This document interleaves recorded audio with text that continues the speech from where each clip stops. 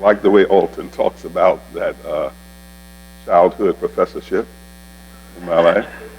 I told him a few years ago as he began to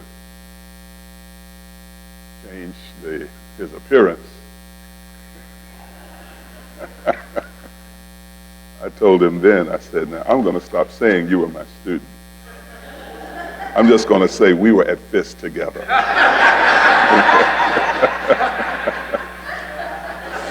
I think that's the way it should go. Let me just tell you what an honor and privilege it is to be back here with you again. I was excited when asked to do the lecture. I am one of those people that stands very firmly on the belief, the understanding, and the word that Jesus Christ was a teacher. Now, my congregants sometimes struggle with that because I often will tell them that the first phase of my life was in academia.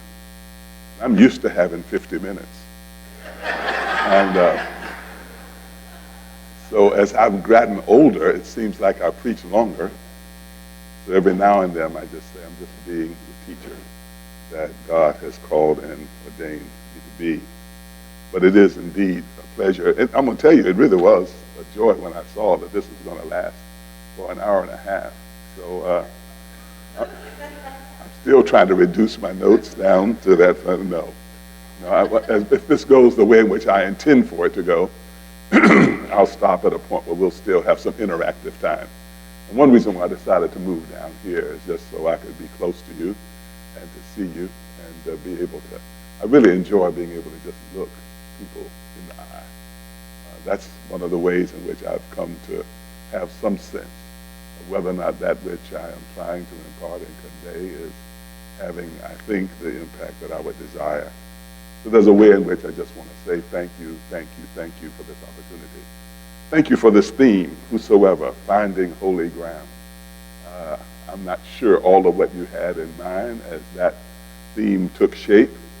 I did find myself, though, being especially drawn to and to some degree captured by the word finding holy ground, whosoever, finding holy ground. There's a way in which as I talk this morning, I think you'll understand why I found that particular word so intriguing in terms of your theme for this time together. And I do pray that by the time we leave here today, that there will be a sense of how it is that we most effectively go about trying to understand, to accomplish, to achieve that which is reflected in this title, Finding Holy Ground. I must admit, though, when I saw it, I could not help but think about a story. It's one of those stories that has a good bit of humor to it, but at the same time, I think it has some profound significance, and especially as we begin this time together this morning. It's a story about a young man who tells of the experience of coming down south from his home, which was in Michigan at the time. And he says when he came down south, there was a family reunion. And another reason why I wanted to be down here, so I could easily walk around. But he was coming down for a family reunion. When he was coming down for the family reunion, they had sent directions. He was a part of a family that at a very early age had decided that they had to escape the realities of the South. And they had gone north and had all the trappings of what happens sometimes to people who go north and somehow feel that that in and of itself has represented something profoundly different. I must admit, I always enjoy this one quote from Malcolm X in that regard. Malcolm X used to say about people who were up north, he would say that everything south of the Canadian border is south. It doesn't matter whether you're up south or down south. But these were some up south people who decided they would venture to come back down south. So they go back down south, and as they come, they follow the direction. The directions were directions that I think are very much reflective of the culture of the people that were following them. What happens is, it says that as they were on their way, the directions were pretty specific at first. They told them which interstates to get on. Eventually, they were going to Alabama, and eventually got them over to 65. They came down. They passed through Indianapolis and on to Louisville and continuing on down. And it got to a point when they got into Alabama, just below Huntsville. The directions got to be a little more difficult to follow because it said at a certain point you would take this exit and the exit would lead you onto a state route. The standard state route was of nowhere near the same quality as the interstate. And as they went down the state route a while, they found themselves coming to the next point of direction. Obviously, this is pre-GPS. This is old style, getting from one place to another. And they didn't bother to call AAA. They just decided to go with what had been sent to them. They made the turn off into the state route, and then eventually they moved onto a county route. When they got onto the county route, the road was really much less easy to navigate. But then it got to a point where it just said, when you go past Scott's General Store, half a mile on your right, you'll see a picket fence. Turn right there and continue. And they turned right when they got to the picket fence. They went for a ways down the road and followed the picket fence and on off into what seemed to be a wooded area. And then it said, when you get to the point where you see a big tree on the right, which is larger than any other tree around, you'll see a road to the left, turn onto that road. They turned onto that road, and it was barely paved at all. As they went down the road a little bit further, expecting it to bring them to the place where they were going, they got to a point in the road where there was a fork in the road. The directions didn't say anything about a fork in the road. And they got there and they looked and said, well, which way do we go? About that time, a little fellow was walking down the road just whistling and meandering his way along. They looked over and kind of spoke in a tone that had a condescending kind of air to it. He said, little fellow, come here. We don't understand what's going on here. Our directions did not tell us we were going to come to a fork in the road. So they asked him, they said, fellow, what's down the road that way? He said, I don't know. They said, well, what's down the road that way? He said, well, I don't know. And they looked and said, young man, you don't know very much at all, do you? He said, well, I don't know much, but I'm not lost. Now, I think that little story has relevance to your theme, finding holy ground. It also makes me think of Langston Hughes and the way in which he very brilliantly used that character in much of his writing, whose name was Simple. And one of the things that Simple was always good for was taking those things which were complex and taking those things which seemed beyond what was easily understood and being able to be the one who could make a difference in terms of helping folks to understand. I want to suggest to you that as we talk about this theme, whosoever, finding holy ground, I think there's a way in which it's incumbent upon us to think about it in ways that allow us to be able to bring a perspective in terms of being able to share meaning, and that perspective that allows us to be able to help those and to address those, or to somehow speak to those who might be a part of that congregation or that audience or that group, however it might be defined, in a way that if what we are learning and what we are gaining and what we are achieving in places like this, in terms of our study and in terms of our growth, intellectually but also spiritually, there is a way in which to some degree you ought to be able to achieve a sense that what is being said is not out of reach. It's not beyond the capacity. It's not beyond anything that we should be able to address in any setting where people who are seeking and searching and longing to find their way. So I use that as a beginning because what I want to share from this point is really something that I hope will be of value to you to some degree. And one thing that Alton didn't tell you about me is that the only earned degree I have is in anthropology. I've got some others that other people have been kind enough to bestow upon me. but the only earned degree I was in anthropology. I always called myself a little bit of a preaching anthropologist. And the program that Alton was a part of as a student when he came to Fisk in his freshman year was the freshman interdisciplinary program. And it was an attempt to develop a prototype for a lower division studies program, freshman, sophomore students, that effectively achieved what it meant to have an interdisciplinary perspective in the ways in which you went about learning. For me, that ended up being perfect. At that point, as Alton said, I was in the academic dean's office then. I became the dean of the chapel later. But one of the things that is significant in that is that one of the perspectives that I think all of us do well to bring to this work that we do in terms of helping people and facilitating and guiding and nurturing folks in this whole process of finding holy ground. It does help if you have that kind of perspective that allows you to be able to see and appreciate how the dynamics of intersectionality, how the dynamics of those things, which I tell people all the time. I'm very clear now. Some of you are much more steeped in formal theological training than I am. But I would tell you that one of the things I've come to appreciate is what ends up being for me a distinction between those congregations that refer to themselves as interdenominational versus those that are non-denominational. The non-denominational tradition was born out of a thought process that said that denominationalism in and of itself was inconsistent with the teachings of the Word of God.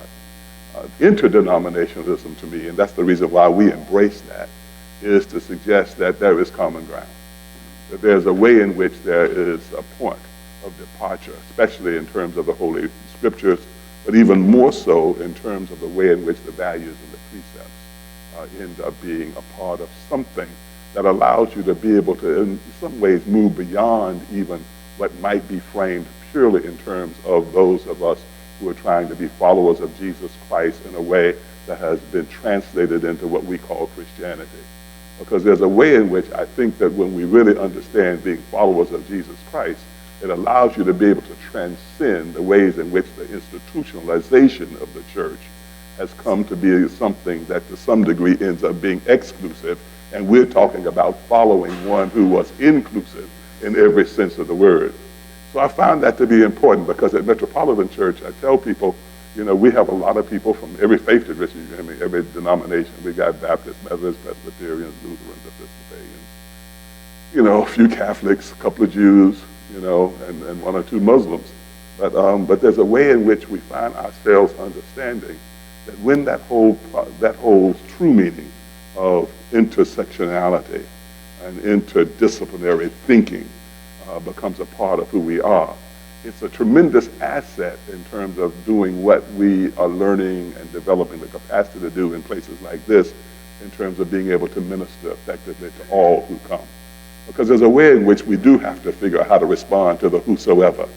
I always tell people, ever since that word whosoever has been a part of the language of our faith, there have been people who've tried to put qualifiers to it. It's always somebody who's willing to say whosoever except. You know, it's kind of like even when you think about the Declaration of Independence, I tell people one of the things I do know about the Declaration of Independence, it teaches me something. Some people challenge me on this, but I always say that I do think it is divinely inspired.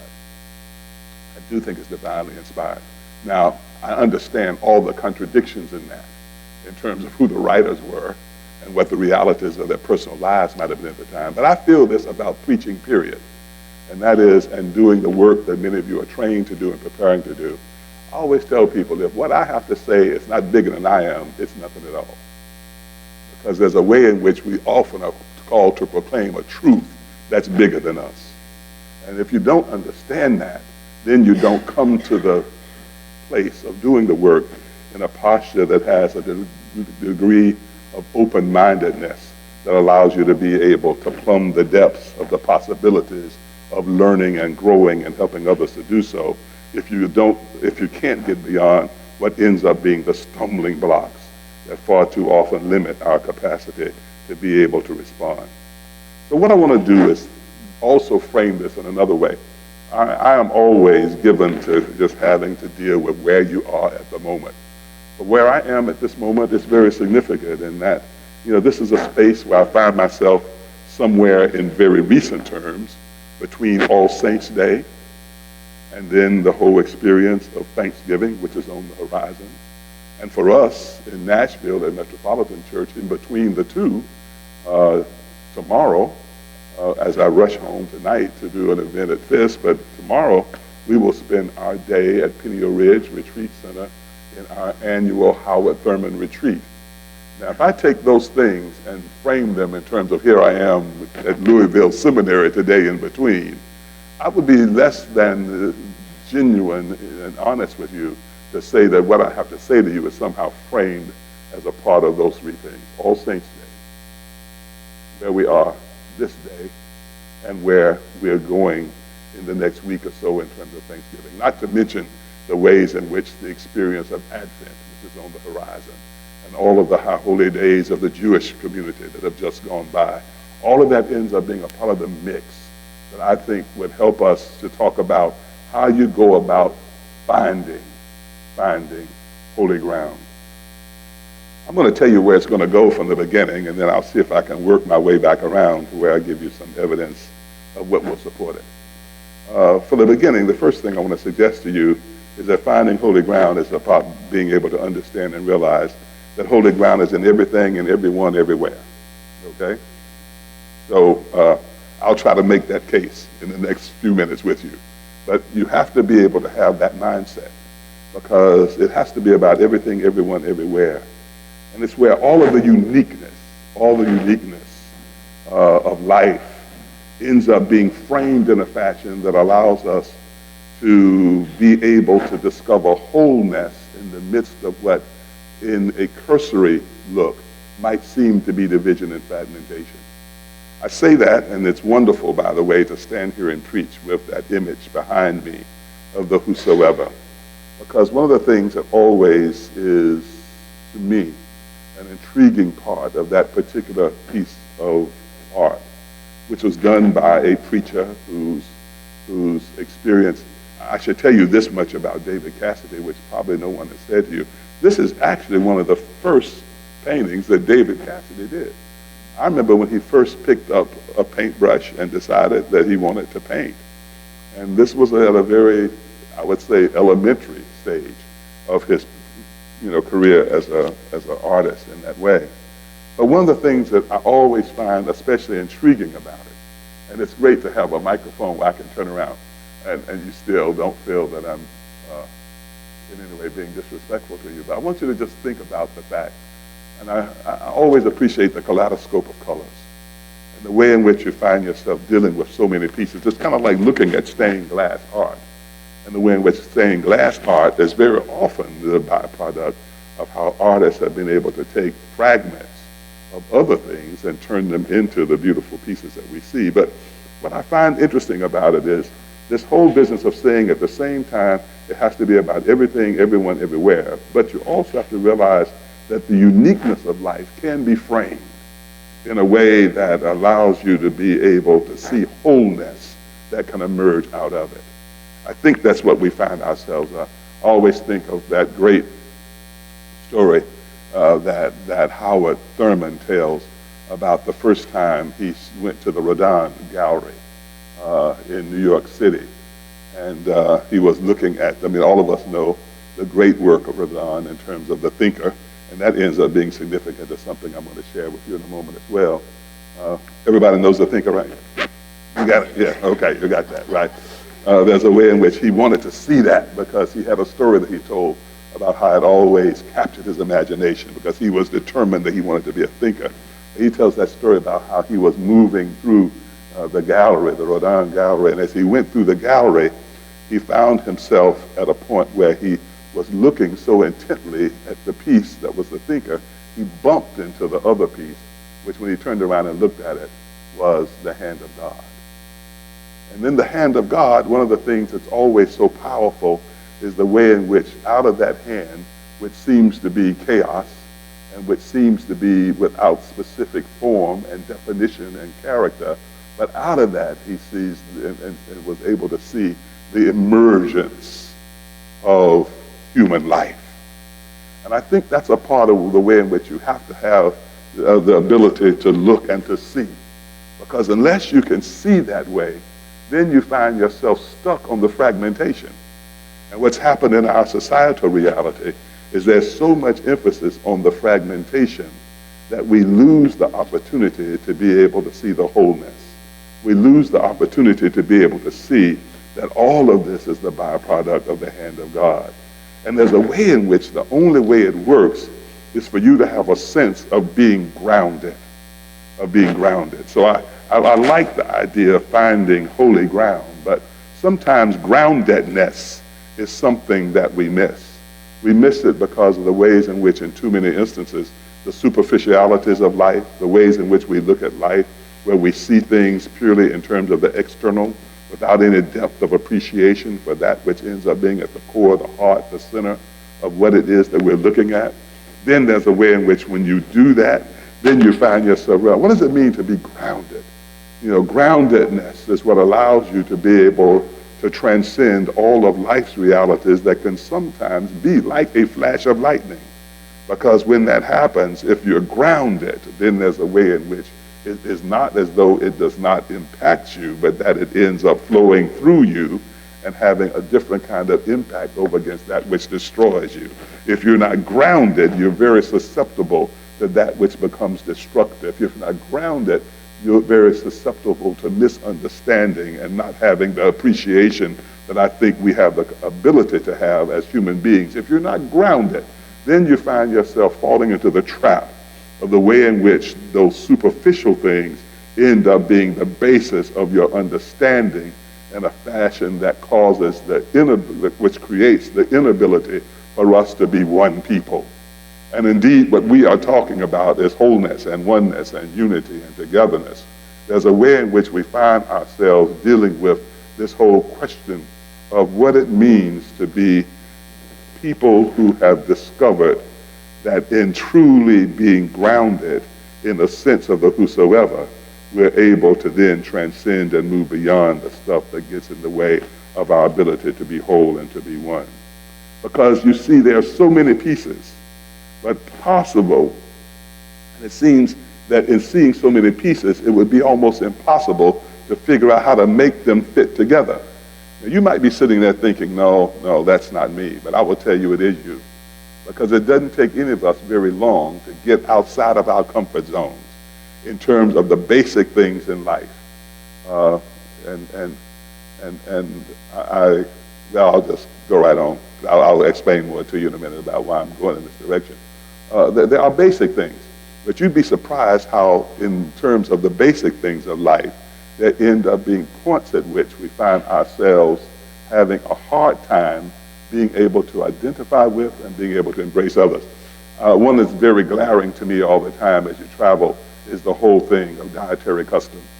Isn't it interesting? And the Bible goes to great lengths to talk about the ways in which dietary custom can be the basis of fragmentation and division in a way that makes it hard for us to come to the place of seeing the picture in a way that the wholeness can come through it. I know for myself, one of the things I've discovered in traveling around the world is just to take the position, if somebody else likes it, then I have to see if I can't develop a taste for it.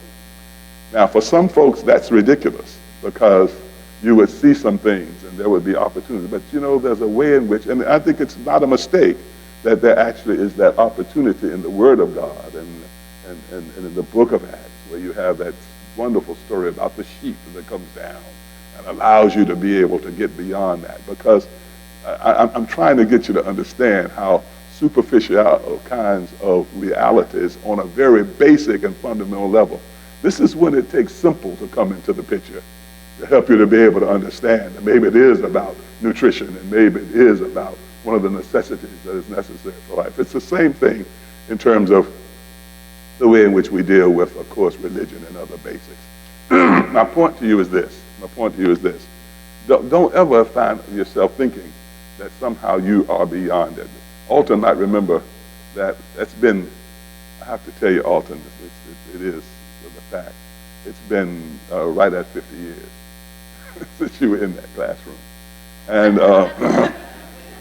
yeah, I hate to remind you of that. It's a little less, but it's pretty close to 50 years. And one of the things that that you will probably remember. And this was one of the things that we said all the time. By the way, I'm going to give you 3 or 4 things that I couldn't go through without giving you 3 or 4. I don't like to use the term cliche because cliche is not exactly it, but words, frame, statements that we use as a part of our grounding at Metropolitan Church.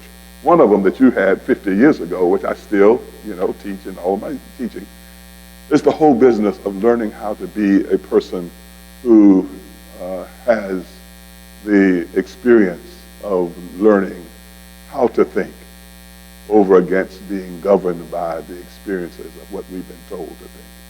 The whole business of how to think versus what to think. When you were a freshman student, you heard that then. And I say it all the time now. It's also one of the lines in the experience of Metropolitan Church, which is critical because how to think is what allows you to be able to begin to transcend your biases, your prejudices, and the ways in which, how to think is what allows you to be able to move to that next level.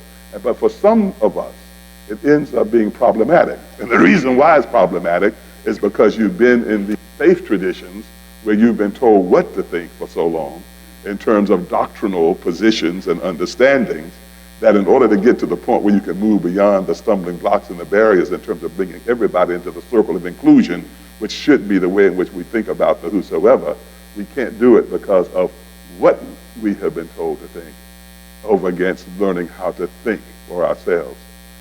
This whole experience has to be dynamic.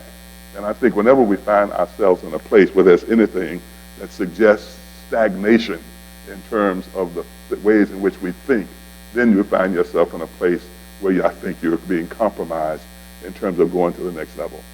I think what I heard in this whosoever finding holy ground is a suggestion that if you can find holy ground, that what you will achieve at that point is something that will lend itself to there being an energy, to there being a force, to there being a power, to there being a presence, to there being something that will be central to the moment that will allow you to be able to deal with whatever the challenges might be that come to you wherever you are at any time along the way in life. If you can get to where you truly understand that's about everything, everywhere and in everyone, then you will find yourself being able to not be lost. You see, go back to my little boy at the fork in the road. I don't know what's down the road, but I'm not lost.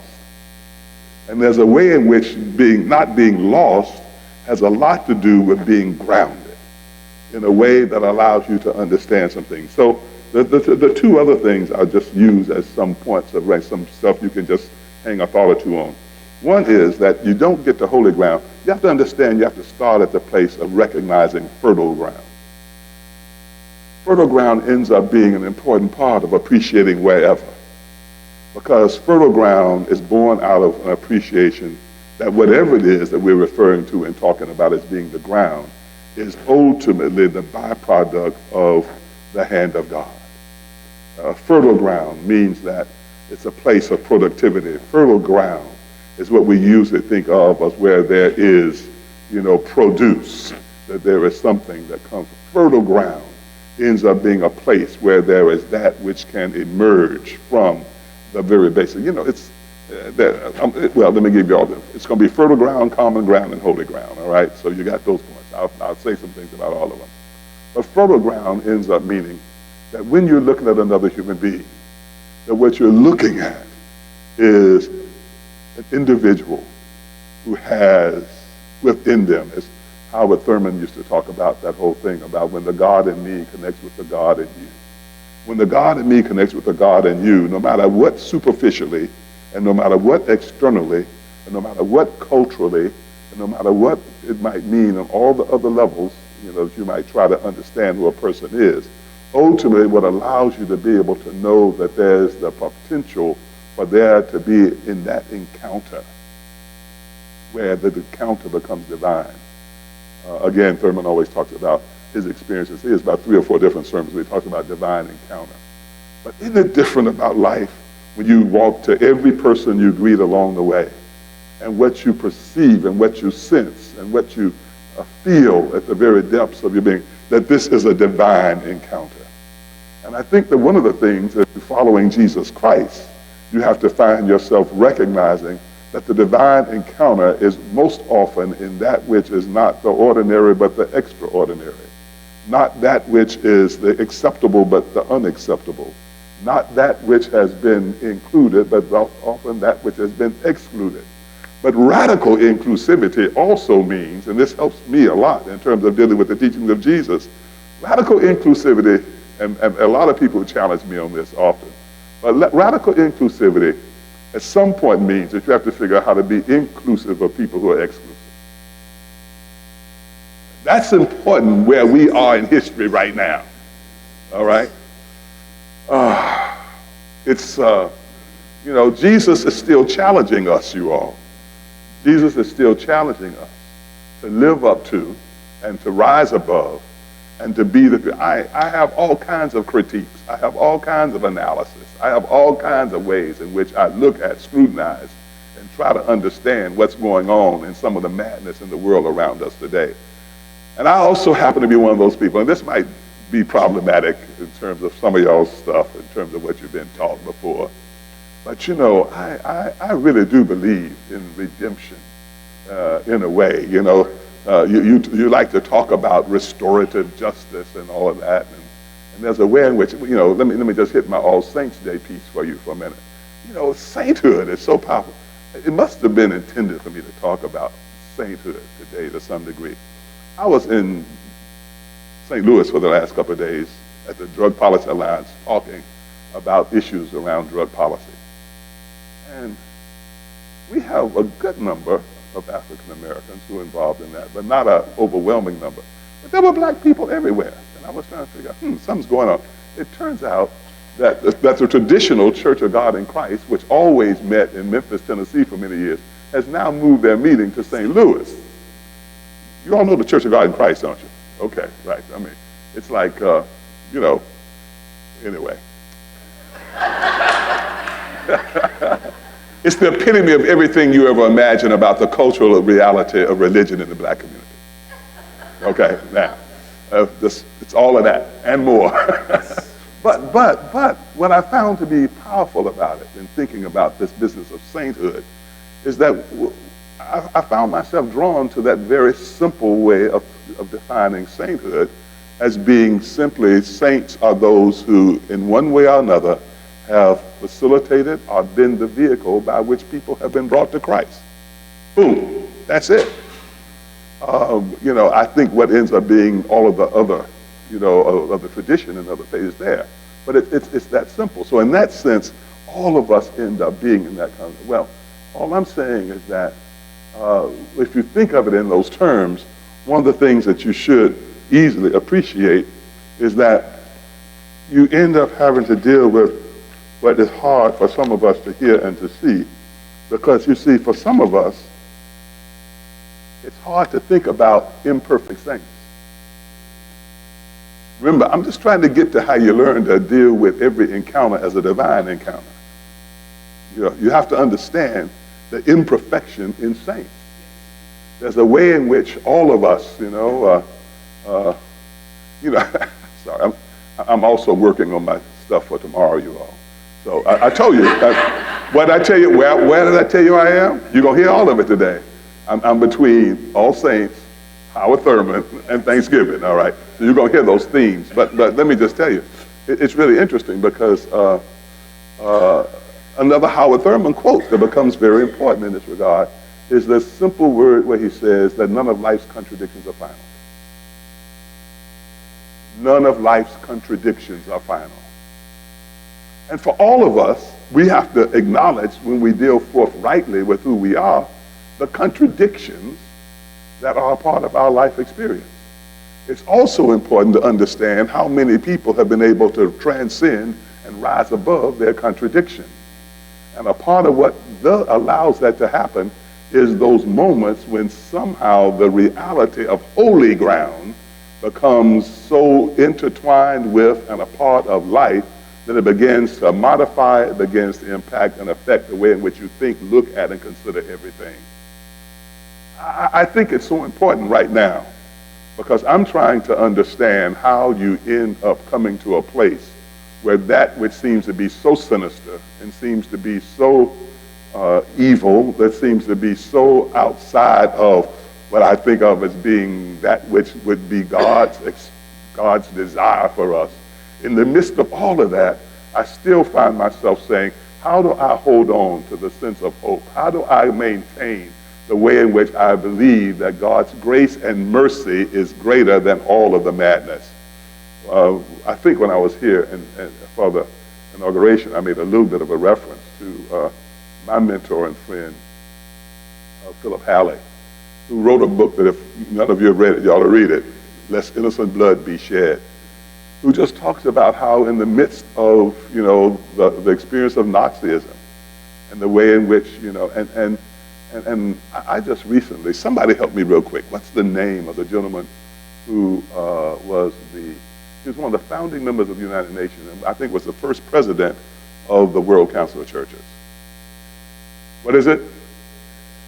Is that it? Okay.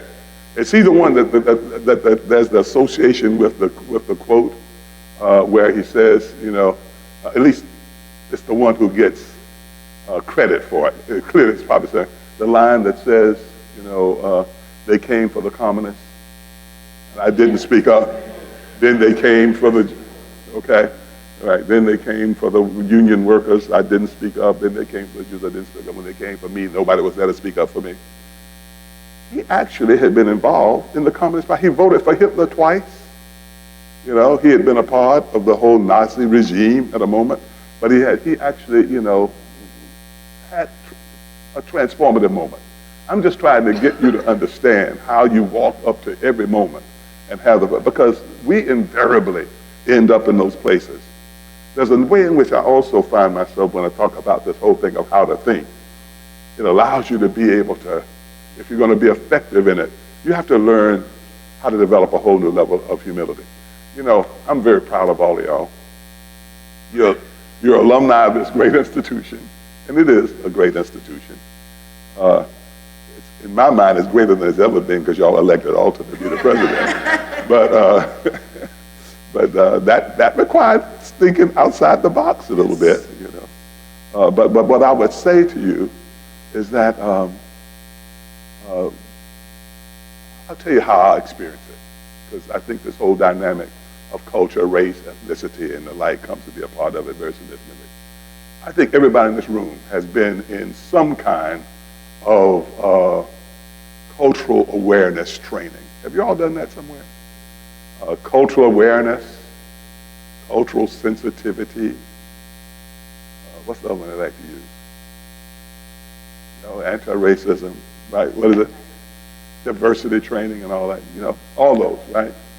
But the one that I find myself most drawn to in terms of thinking of being necessitous in life is cultural humility.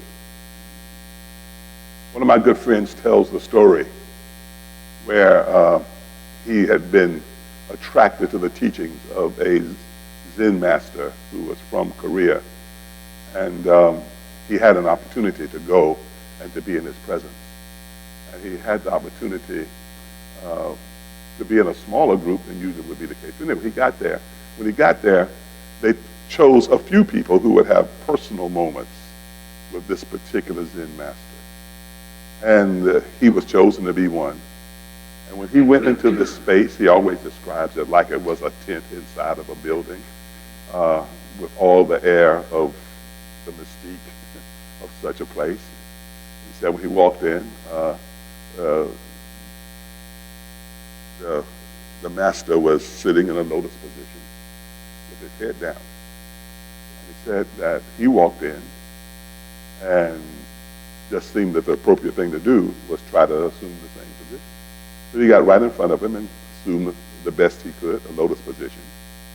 And he said the time, again, makes me think of Howard Thurman, who they say always took too long in his pauses all the time. But anyway, he said that he sat there for the longest, and the master's head was down. He said, then the master raised his head, looked him straight in the eye, and said, don't know. And then put his head back He sat there a little bit longer, again, which seemed way too long. He raised his head once more, looked him in the eye and said, "Don't know." And then after he did that a third time, the curtain opened and his time was up. But cultural humility has to keep us grounded in the knowledge that that which we are trying to understand and comprehend is of God, which is bigger than we will ever be able to fully wrap our minds around. And then you find yourself having to understand that even though you've had all your training in cultural sensitivity and cultural awareness and all that other stuff you've been through, there's a way in which you still have to have that thing within you that allows you to be able to say, don't know.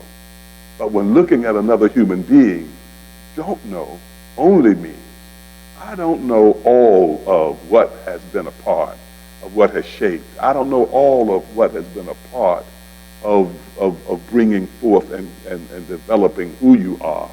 But I do know that at the core, at the heart of who you are, is that which is nothing less than the presence of where the hand of God has touched you. And I know that in the possibility of that moment of divine encounter, I don't know the particulars, but I do know who you are in terms of being another child of God. It's important, I think, if we're going to go to that next level in terms of who we are. In terms of, I'm going to look at my watch for just a minute here, y'all. Okay, yeah, we still got just a little bit of time. But I do want to leave time for you to ask some questions. But what I'm trying to suggest to you, and let me give you these little cliches. These are the 4 that I chose to use for this talk. The first one is how to think versus what to think. I've already said that one to you. Which also includes the don't know and also the think a new thought. I can't tell you all those stories, we'd be here all day. But the other one is, and this is so important, I think, for where we are in the church today, because so much of what's happening in the church today has come to be driven by this being consumed with personal, individualistic relationships to God. And at Metropolitan, one of the things that we say is that it's a personal relationship for a communal purpose. A personal relationship for a communal purpose. And then we also like to say ministry is everybody's business. So there's a way in which, no matter what the role is that we might play in terms of leadership within the bodies that we might serve, there's a way in which the idea is always to figure out how it becomes everybody's business. Because the ultimate witness that translates into the divine encounter is born out of your having been affirmed in a way that says that who you are is the person who has license, but also has the wherewithal and the ability to be the vehicle by which God can have a transformative moment in the life of another person. And when you get to where you have that sense as you walk through life, it's amazing how it changes how you see everybody and everything. Now, I talk about this in ways that probably has platitudes of enlightenment that I would be less than honest if I didn't say it's a struggle for me, but I do know it's an awareness of something that has to be respected. It helps in terms of gender issues. It helps in terms of racial issues. It helps in terms of cultural issues. It helps in terms of socioeconomic realities. Because we are so given to allowing ourselves to be caught up in the ways in which those superficial things get in the way of us being and seeing and being the people that God wants us to be. So let me try to bring this to a point where we can just talk with each other for a moment. Because that way I can probably say some other things I have to, or even elaborate on those 4 things that I just gave you a little bit more, if somebody has questions in that regard. When I think about the fertile ground, produce, productivity. When I think about the business of common ground, creativity, imagination, invention even. Y'all, invention. I know you got to be dealing with this in any context these days, where the technological world that we live in has come to be so threatening in terms of how it can compromise how people are dealt with, that if indeed you don't take some theological position on it, then you need to rethink what we're doing. And then the other one is the holy ground, the transformative, restorative way in which those experiences come. So it is everything, everyone, everywhere. We sing that song. You know, I've gotten aware, I probably was guilty of misspeaking in relationship to this song before myself. I mean, and I'm not going to get you all singing today. I do that all the time. It's just a part of that.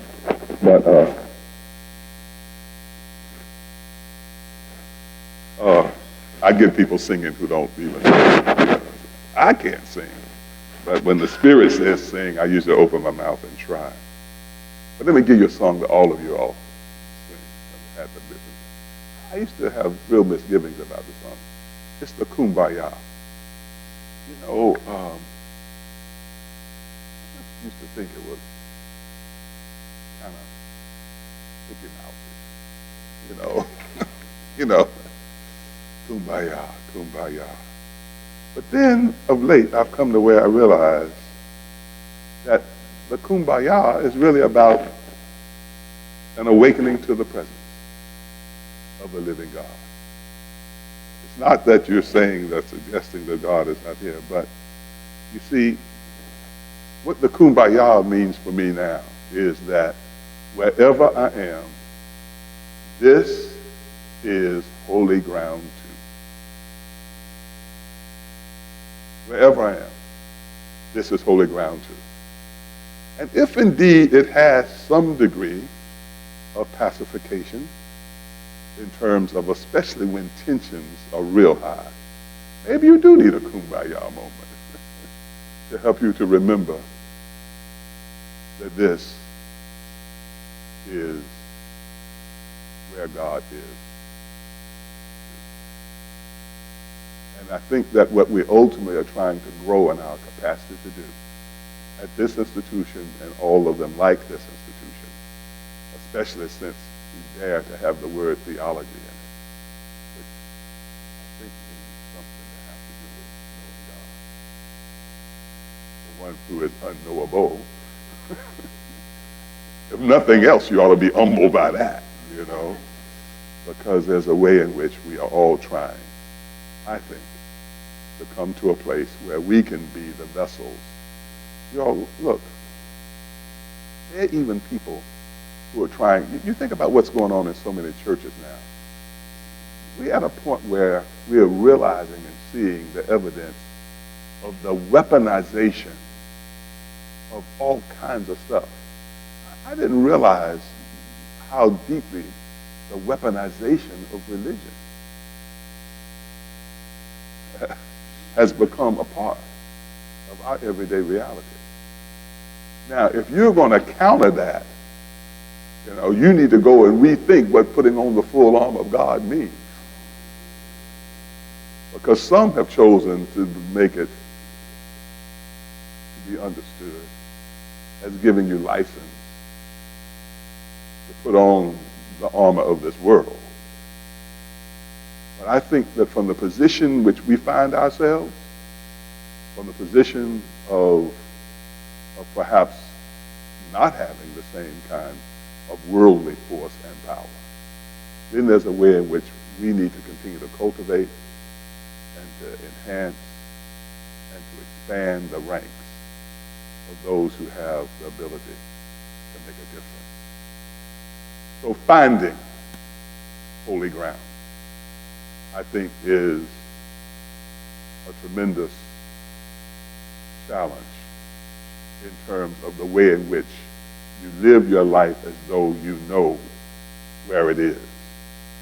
But a part of being able to know where it is being able to be grounded in terms of knowing where you are in relationship to all of that stuff out there in the world that you can say don't know to. I was talking about the technological a minute ago. It's amazing, you know, how much, well, maybe it's because of my age and where I am in life, but I'm just amazed by all the don't knows in my life these days, right? But also at the same time, there are a lot of things I don't know, the degree to which those things, but even about that, let me tell you what I feel about that really. I always believe human beings have never made anything out of nothing. So whatever it is that is being used as the raw material of the development of the technology must have the Spirit of God in it some kind of way, because it didn't get made out of nothing. Sometimes what God has created and given us has been misused, abused, and not used in a way that's consistent with God's will. But God's in it. I want to be able to believe that in a way that allows us to be able to use it for the right reasons and not the wrong reasons. Let's stop. I'll stop right there. Okay. So what questions? I think we got another good 20 minutes, right? Somewhere around in there? Yeah. So, any questions? And believe me, I've got a lot more to say about everything I've said. But I would just assume that you know, there might be some things that you have that you want to make sure maybe gets elaborated upon some more. Yes? A little more about